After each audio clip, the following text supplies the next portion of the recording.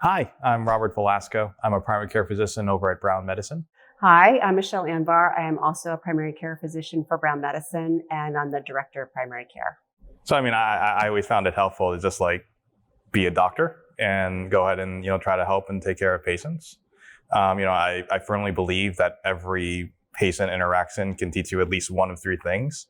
They either teach you medicine, teach you how to communicate, or teach you how to be more efficient, about your job. I think COVID was a pretty good example. We were all learning on the fly together, and there wasn't always a randomized control trial to kind of tell us what the evidence base was. So I needed my patients to tell me how COVID presented, how it lingered, and kind of motivated me to kind of do the reading into it. And then, they can also teach you how to be an active listener, be a good communicator. And then, if they don't teach you any of that, you can at least learn how to do better at your job and build a mental endurance to kind of do the job that we do. I think in residency, we're told to read about our patients, and that's the same thing we do in primary care. I've been doing primary care for over 20 years, and I still every day do some reading about patients. That's one of the great things about medicine is there's always something new to learn. And I also learn from my colleagues. So we collaborate a lot, whether you're the new person or the more senior person, we go back and forth and ask each other questions about diagnosis, management, and a variety of things related to patient care. And also from our consultants. So whether it's going and having a conversation with them or really just reading the consultant notes as they come in, there's constant opportunities to learn and build your knowledge base. Yeah, it's impossible for one person to know like everything in medicine. So it's always, they got to get good snippets. And, I always love kind of being in the office is kind of hearing other people talk or, talk to their patients or talk to each other and kind of learning from that. Yeah. I totally agree. It's really fun to hear our colleagues talk and the way they manage difficult things or bad news. And it's a great group of people to work with. So, to kind of keep myself, kind of up to date and keep my clinical skills intact, I find the best way is to be a doctor and go help and take care of patients. They can at least teach you some combination of medicine, learning how to communicate, or just being more efficient at your job. So as you grow into your job, one thing we do in our practice in particular is we try to offer people other opportunities. So when you start, we try to help people learn to be a physician. You've learned as a resident how to manage acute issues and some outpatient management, but just the day-to-day practice has a huge learning curve, just like it does in your first year of residency. And after a year or two, when you become more familiar with that, it's a great time to take advantage of things that you may have found interesting. You may find your niche doing research or education or special projects. And that's the time to kind of expand and find the things that give you joy. It can also be a nice break from the rigors of day-to-day direct patient care, although some people, enjoy doing that all day, every day.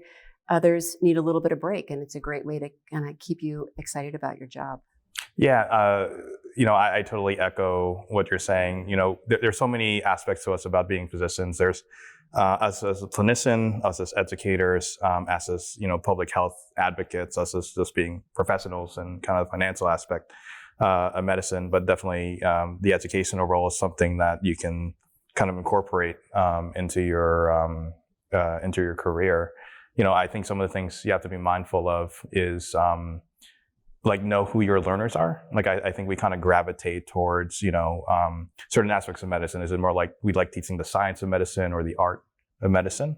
And also kind of the degree of the learner, do we enjoy working more with medical students, residents, or kind of early physicians? So kind of knowing what learner you'd like to work with can kind of help guide you towards what kind of educational roles you have. There's lots of ways to stay current with medicine. And I think one of the fortunate things for our group is that we work with learners. So you always have to be at the top of your game because they're always asking questions. And again, reading about patients is a great way. There's lots of online resources, many different ways to stay up top of things. And obviously there's our large conferences and smaller conferences that people go to expand their knowledge and stay on top of things. Yeah, I'm totally on board with you. To kind of be a good teacher, you have to be a good learner. And, I often I'm learning about new kind of primary research, from my residents. I'm reminding myself of all the mechanisms of actions and kind of basic sciences with the medical students. So it's great if you're in a teaching institution. That is one of the kind of great perks of kind of keeping up to date. I'll also vouch for kind of those national conferences like ACP, SCIM. I think everybody that went into medicine to some degree has at least an average degree of nerdiness. You know, we all have a little bit of bookishness in us, studiousness in us, and you know, this kind of intellectual desire to kind of learn and advance and kind of, you know, build our brain muscle. And I think those conferences are kind of really rejuvenating that regard, where you can kind of go back to, you know, school almost, but not have to commit yourself to the 9 to 4, you know, kind of rigors of that. And then the other thing that I like to do is, you know, you just kind of get a sense of like what kind of learner you are. You know, whether you're more of an audiophile or, you know, if you need something more kind of visual, you know, if you're an audiophile, podcasts are absolutely great. I love Curbsiders, you know, for that. Me personally, I need kind of visual cues, so I'm more of like an article, you know, kind of reader, and I'm totally fine having things kind of curated for me. So I'm totally fine reading like review articles or like approach to, you know, diagnosis or kind of symptoms kind of articles. And I'm also someone that prefers kind of quick hits of kind of learning as opposed to, you know, blocking out like a 1 or 2 hour stretch. Which is totally fine if you're someone who really needs to kind of dig deep into like primary research and stuff.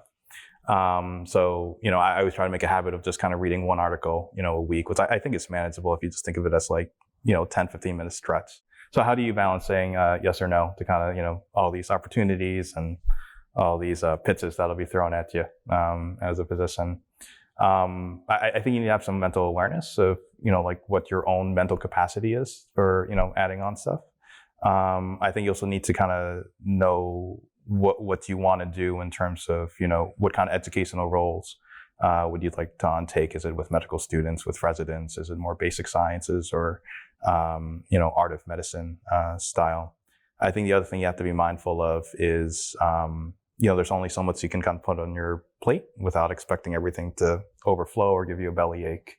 So, you know, whenever you do get an opportunity to add something to your plate, you also have to think about like, what can I pull back, or what do I need to pull back in order to kind of make that happen? Yeah, I think that's a great point, because it's easy to get overwhelmed and there's lots of exciting opportunities. That's where the mentorship is a great idea. You know, asking people, you know, have they had this role, or what do they think about your ability to do that role? And also, don't be afraid to try new things. I had no idea I would want to do kind of practice management, and I'm so glad small. you did do that. Though. Thanks. Yeah. I started small, and I had you know, I had great mentors along the way, and I found out it's something that I enjoy, but I never envisioned that at the beginning of my career. And you know, again, a nice thing about medicine is lots of different avenues, and you do have to say yes to things to learn what you like and you don't like. But just because you said yes to something doesn't mean you can't say, well, I want to go in a different direction, and hand that opportunity off to someone else who might also enjoy it. Yeah, like your career is not static, and like your interests and your enjoyment from the job kind of changes over time. Like for me personally, like, you know, year 1, year 2, it was all about kind of the medicine, you know, the science of medicine, you know, diagnosing things for the first time or kind of doing the workup. And then it became, you know, more about kind of an educational role in terms of like partaking that like filtered learning experience to kind of make it easier for, you know, residents and medical students to learn. And, you know, now that I've kind of joined on as a kind of physician lead, you know, kind of thinking more about the workflow and, you know, protocol to kind of make our like jobs easier. Yeah, I think the biggest thing is, you know, just to reach out to your colleagues. There's lots to learn from them. Don't be afraid to ask questions.